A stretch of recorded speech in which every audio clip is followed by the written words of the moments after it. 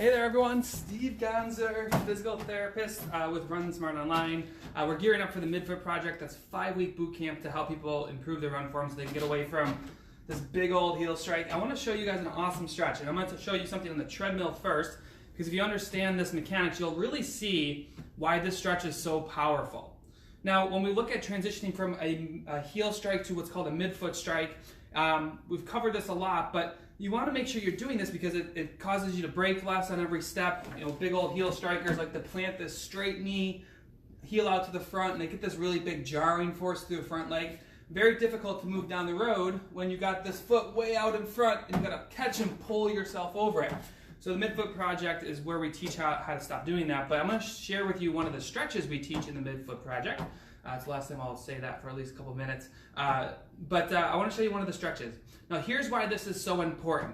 Because if you are someone who sits all day, if you're someone who's tight in the hips, if you're tight in the calves, one of the big things I always tell my runners is if you want to stretch, just stretch the problem areas. If you try to stretch everything, it'll take you all day, and then you just kind of fall off the wagon on it.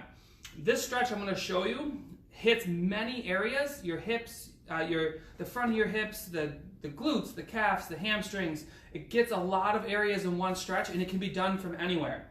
So the reason why this is so important is because when we want to run, we really need our hips to dissociate. And what I mean by that is we need our left hip to come forward while our right hip's coming back. What happens with most runners is they get closed down. They can't open those hips. So when they reach forward, they're forced into a heel strike, and they're not able to run faster, because if you're going to run faster, you need to be able to get in this position and adopt this position.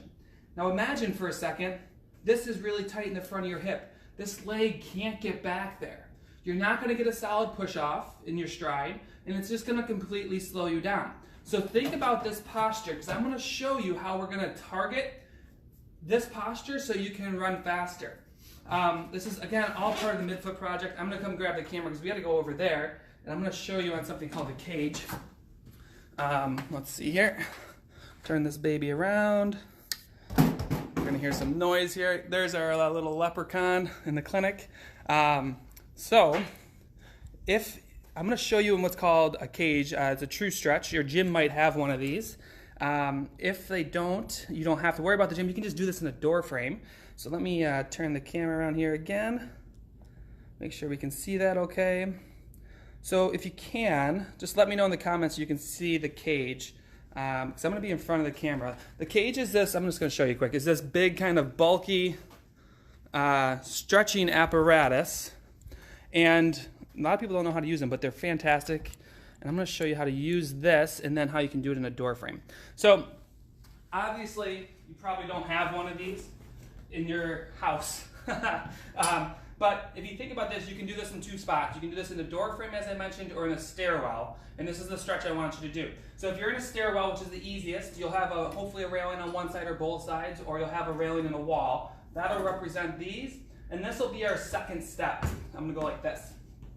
You're going to just kind of approach everything. You're going to put your left foot up. And then all we're going to be working on doing is working onto an anterior glide or a forward glide.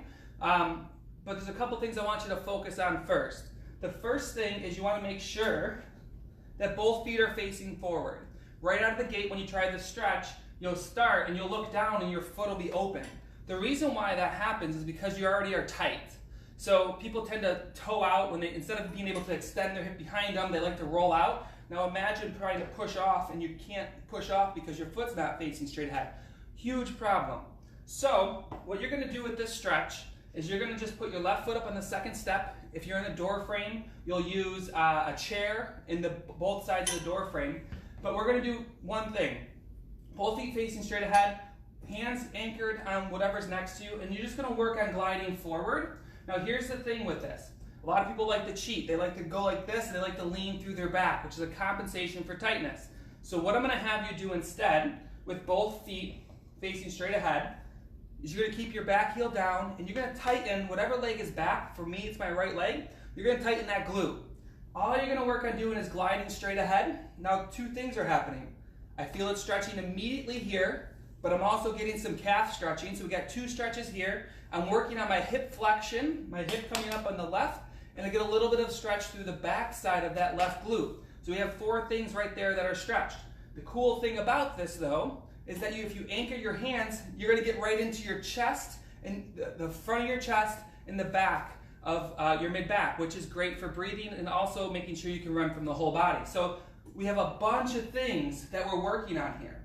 You don't have to hold this long. You hold forward for like 3 to 5 seconds, and then what you're going to do is you're going to kick yourself backwards, and you're going to get right into a hamstring stretch. Now the key thing here is not to pull hard on the toes. You're going to keep this nice and relaxed, and you're just going to sit back and feel that stretch through the hamstring, couple second hold, and then you're gliding forward again. So it's easily a stretch that you can target calf, hip flexor, hamstrings, hip flexion on the opposite side. You would do about 20 on each side. Now let me know if you have any questions in the comments, because I can't see the screen, but I'm going to loop around here in a minute. And you're going to go backwards, back and forth about 20 times on each side. So on the other side it would look just like this. And then you come back, get that hamstring, forward and back. Think about the treadmill for a second. This is the posture that a lot of runners can't get into to run faster, to improve their run form. Now, you can find all this, more information on this at midfootproject.com, but when we do this, and we're working on this, it's one of the many drills that allow people to open their hips so they can run properly. If you think about that kind of heel strike position, it lacks the ability to flex the front hip and extend the back. You need stretches, okay? So I'm gonna go ahead and turn around the camera. Let me know if there's any comments or if you guys have any questions on this. With run form, you have to understand. So there's the drill side of it, right? You have to improve the way that you run. You have to improve your habits, because when you run and your form is pretty bad, you've got these really bad habits that you've worked into your running. But then there's the exercise portion of it. Okay, so yesterday I focused on hip strength. I showed you a couple hip exercises you can check out on that page. You go to our videos at Run Smart Online, and I talked about the hip strengthening. We did the backwards reaches. We did some lunging. I showed you guys that. And then there's the stretching side of it.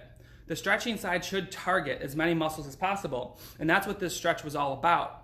Now, if you're interested in learning more, this is one of many stretches. The exercises are one of many. We teach you the run form side of it. We teach you the strength side of it and the stretching side of it, so you can run faster and stronger and stop banging away on a heel strike, because that's going to be really important if you're looking for better running in 2019 and beyond. So if you're interested in coming on board with us, we're going to be launching April 1st or here shortly. You can go to midfootproject.com or just drop some questions in the comments. I'd be happy to answer them for you. But it's really important that you get some good exercises, whether you're changing your run form or not. Stretch properly, strengthen properly, improve your run form, and then everything clicks together. All right? All right, I hope everyone has a great weekend, and I will talk to you guys soon. Bye.